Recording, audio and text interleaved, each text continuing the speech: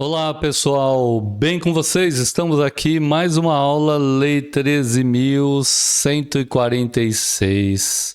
13.000, não é B não, viu? É 13 aqui, viu? Do ano de 2015, a Lei de Inclusão da Pessoa com Deficiência, tá? Bom, o capítulo 6 vai falar sobre do direito ao trabalho, a gente vai ver a seção 1, 2 e 3, certo? Nas aulas anteriores, do artigo 1º ao artigo 13, foram 3 aulas do artigo 1º até o 13.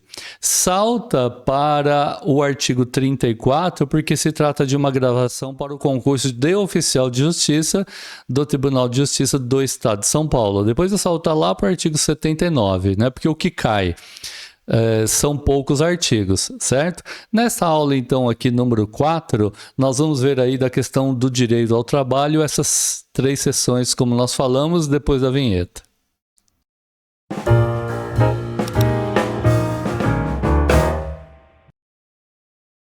Muito bem, pessoal, bem-vindos aí de volta. Veja que nós vamos tratar aqui do direito ao trabalho. A seção 1, né, que fala das disposições gerais. A seção 2, que fala da habilitação profissional e reabilitação profissional. E a seção 3, que trata da inclusão da pessoa com deficiência no trabalho. Pessoal, a seção 1 das disposições gerais, vocês vão ver que as coisas parecem ser muito repetitivas aqui nessa lei, certo? Porque temos as disposições gerais e temos essas duas situações dessa seção 2 e 3 que nós vamos ver. Como tem muita coisa em comum, a lei achou por bem explicitar o que cabe a cada um, qual é o direito que cada um tem, tá? Por isso aí que parece ser repetitivo. Mas vamos lá. Começando aí a seção 1 do artigo 34. São as disposições gerais da lei, que diz o seguinte: pessoa com deficiência tem direito ao trabalho de livre escolha e aceitação em ambiente acessível, inclusivo, ou seja, que possa ser acessível não apenas fisicamente, mas com a inclusão da pessoa de deficiência, com os favorecimentos que a tecnologia e o que tudo mais possa favorecer a pessoa para que ela possa atuar no mercado de trabalho, tá? De que forma? Em igualdade de condições com as demais pessoas. São disposições gerais, não vou explicar demais, porque a gente vai ver depois nos artigos, nos parágrafos e incisos na sequência, tá? Bom, nas disposições gerais, nós temos aí parágrafo primeiro, que diz assim: as pessoas jurídicas de direito público, as pessoas jurídicas de direito privado, de qualquer natureza, são obrigadas a garantir ambiente de trabalho acessível. O que está falando o parágrafo primeiro? Que não é uma obrigação apenas das pessoas jurídicas de direito público, mas também as privadas de incluírem as pessoas com alguma deficiência no ambiente de trabalho, tá? Parágrafo 2º. As pessoas com deficiência têm direito em igualdade de oportunidades com as demais pessoas, a condições justas e favoráveis de trabalho, incluindo igual remuneração por trabalho de igual valor. Veja, em que situações? Nas pessoas jurídicas de direito público apenas? Não, nas de direito privado também é o que garantiu o parágrafo 1º. Igualdade de oportunidades, condições justas e favoráveis de trabalho e remuneração igual de igual valor. O parágrafo 3º dessas disposições gerais, do artigo 34, diz assim: é vedada, é proibida a restrição de trabalho da pessoa com deficiência e qualquer discriminação em razão de sua condição. E veja, inclusive nas etapas de recrutamento, seleção, contratação, admissão, exames admissionais e periódicos, permanência no emprego, ascensão profissional e reabilitação profissional como exigência de aptidão plena. Veja que já houve cargos públicos, seleção de concurso público, lá por volta de 2010, 11, 12, que restringiu pessoa com deficiência na fase de recrutamento no exame admissional, dizendo que aquele cadeirante não era capaz de executar aquelas tarefas porque a limitação dele seria grande naquela tarefa. Ora, o Estatuto 2015, aqui essa lei, vem garantir que ele tenha condição de trabalho e que o serviço público, ou melhor dizendo, o órgão público para o qual ele vai trabalhar é que deve oferecer as condições, inclusive de assistência, de acompanhamento, para que ele possa realizar aquele trabalho. É uma obrigação a inclusão. A gente vai ver isso mais adiante. Então, alguns absurdos cometidos no passado, agora, em muito, corrige essa falha imensa nos processos admissionais que ocorriam, tá? Agora, espera-se que não ocorram mais. Quarto, a pessoa com deficiência tem direito à participação e ao acesso a cursos, treinamentos, educação continuada, plano de carreira, promoção, bonificação, incentivos fiscais oferecidos pelo empregador em igualdade de oportunidades com os demais empregados. Veja as disposições gerais se preocupando com todos os aspectos, né, do trabalho aí. Quinto, é garantido aos trabalhadores com deficiência acessibilidade em curso de formação, ou seja, garantido o acesso a curso de formação e capacitação, ou seja, tem que haver políticas públicas de inclusão já no que diz respeito à habilitação, à formação, para que haja a inclusão das pessoas que têm alguma deficiência no mercado de trabalho.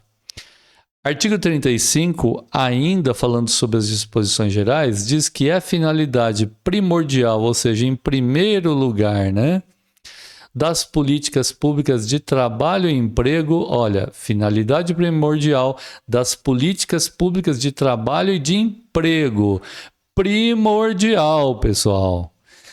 Promover e garantir condições de acesso e de permanência da pessoa com deficiência no campo de trabalho. Parágrafo único. Os programas de estímulo ao empreendedorismo, veja que a lei se preocupou não apenas com o trabalho formal, mas aqueles informais na questão do empreendedorismo, do trabalho autônomo, cooperativismo e associativismo. Ou seja, todos os aspectos, todas as formas de trabalho inclusiva. Diz que programas de incentivo a essas formas de trabalho devem prever a participação da pessoa com deficiência e a disponibilização, veja só, linhas de crédito quando necessárias para que isso aconteça. Então, pessoal, ao haver liberação de crédito para o pequeno empreendedor, para o empreendedor de maneira geral, tende a haver liberação de crédito também para as pessoas com alguma deficiência, tá bom? Agora vamos falar da seção 2, que é da habilitação profissional e reabilitação profissional.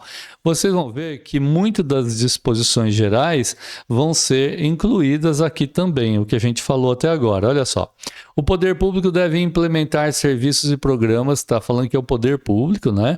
Deve implementar serviços e programas completos de habilitação profissional e reabilitação profissional para a pessoa com deficiência possa ingressar no mercado de trabalho, continuar ou retornar ao campo de trabalho, respeitado sua livre escolha, sua vocação e o seu interesse.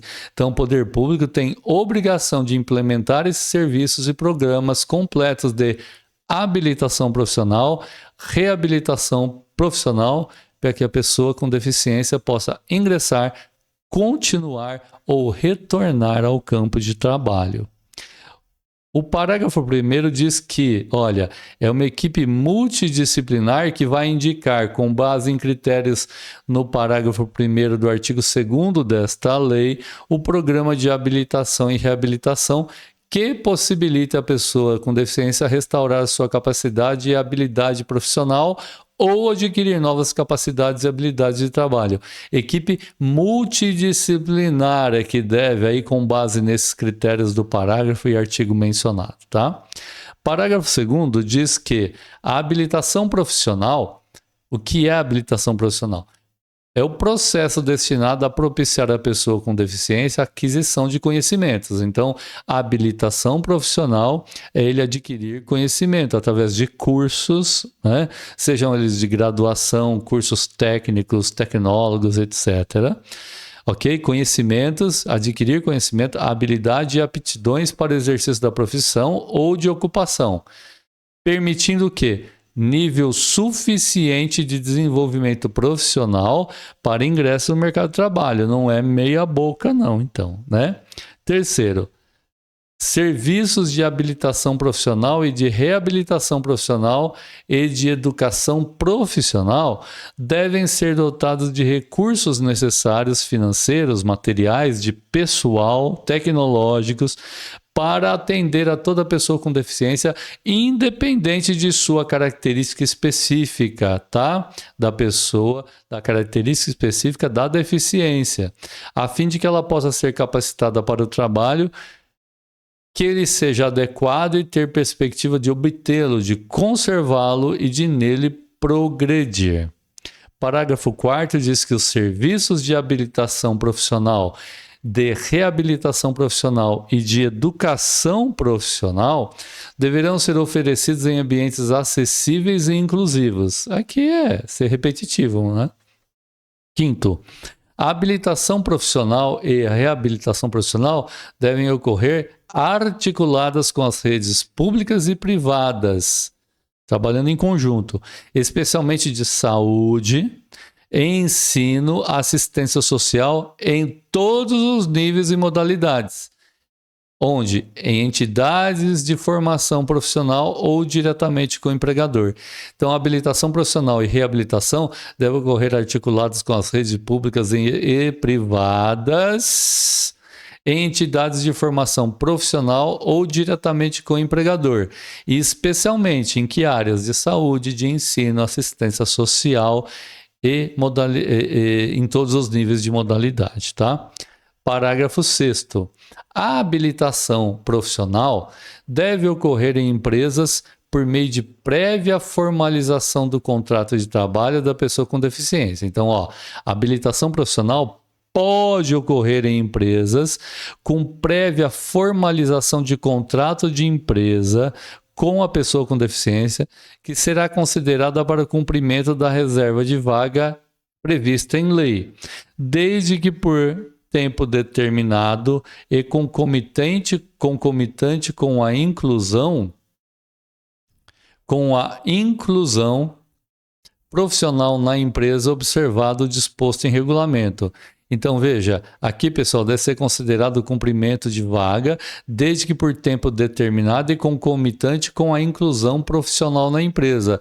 Ou seja, essa formalização e preparação para o trabalho deve ter um tempo determinado e aí uma sequência de inclusão dentro do seu quadro de trabalho, tá? Da empresa. Por último, aí o parágrafo 7º diz que a habilitação profissional e a reabilitação profissional atenderão a pessoa com deficiência. Óbvio, né? Seção 3, pessoal, ela vai falar da inclusão da pessoa com deficiência no trabalho. Veja, a inclusão no trabalho. É o artigo 37, que diz o seguinte: constitui modo de inclusão da pessoa com deficiência no trabalho, o que é? A colocação competitiva em igualdade de oportunidades com as demais pessoas nos termos da legislação trabalhista e previdenciária, na qual devem ser atendidas as regras de acessibilidade, o fornecimento de recursos de tecnologia assistiva e adaptação razoável ao ambiente de trabalho. Então, o modo de inclusão da pessoa é uma colocação competitiva em igualdade de oportunidades com as demais pessoas nos termos da legislação, ou seja, contrato de trabalho, tempo, né, de quantas horas semanais, etc., considerando a questão previdenciária, né, os direitos e garantias previdenciários, na qual, ou seja, na colocação competitiva, nela devem ser atendidas as regras de acessibilidade e fornecimento de recursos de tecnologia assistiva e adaptação razoável ao ambiente do trabalho quando necessário. Parágrafo único diz que a colocação competitiva de pessoa com deficiência pode ocorrer por meio de trabalho com apoio, observadas as seguintes diretrizes. Colocação competitiva não significa que a pessoa com deficiência não tenha que ter um apoio para que ele possa, então, ter igualdade de competição, né? 2. Provisão de suportes individualizados que atendam às necessidades específicas da pessoa com deficiência, inclusive a disponibilização de recursos de tecnologia assistiva, de agente facilitador, como eu falei agora há pouco, e de apoio no ambiente de trabalho. Então, tecnologia assistiva, agente facilitador, alguém que possa acompanhar, ajudar e facilitar, né, a inclusão da pessoa, e apoio no ambiente de trabalho. Inciso 3. Respeito ao perfil vocacional e interesse da pessoa com deficiência. Então, no ambiente de trabalho tem que haver esse respeito vocacional e de interesse da pessoa com deficiência. 4. No ambiente de trabalho, deve haver a oferta de aconselhamento e de apoios aos empregadores, com vista à definição de estratégias de inclusão e de superação de barreiras, inclusive atitudinais, da parte dos empregadores com relação à pessoa com deficiência. 5. Realização de avaliações periódicas. 6. Articulação intersetorial das políticas públicas, ou seja, entre setores, articular-se essas políticas para que possa atender aí a situação de interesse dentro do mercado de trabalho da pessoa com deficiência.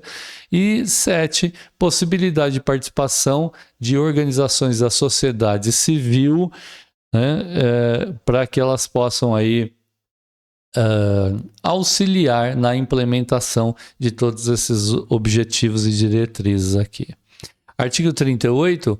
A entidade contratada para a realização de processo seletivo público ou privado para o cargo, função ou emprego está obrigada à observância do disposto desta lei e outras normas. Significa que, digamos aqui o concurso para oficial de justiça, Tribunal de Justiça do Estado de São Paulo, VUNESP, ela deve prover todas as necessidades da pessoa com alguma deficiência para que ele possa prestar a prova dentro dos limites de igualdade de outros candidatos e fornecer todas as condições, desde carteira, locomoção, acessibilidade, tecnologia assistiva, agente facilitador, tudo, para que ele possa competir em pé de igualdade com a pessoa que não porta essa deficiência, certo? Então, veja só, hein? Importante aí, até lá no processo seletivo aqui, no momento em que a aplicação da prova,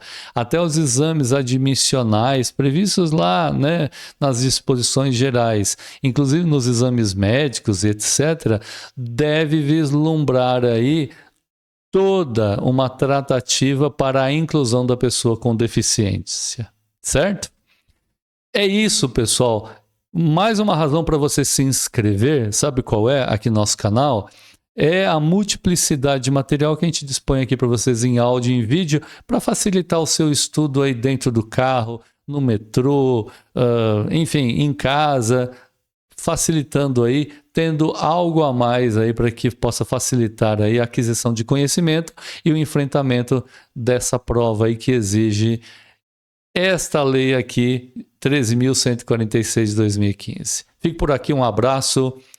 Até a nossa próxima e última aula com vistas ao concurso de oficial de justiça, certo? Porque outros concursos têm, evidentemente, mas oficial de justiça são esses artigos aqui.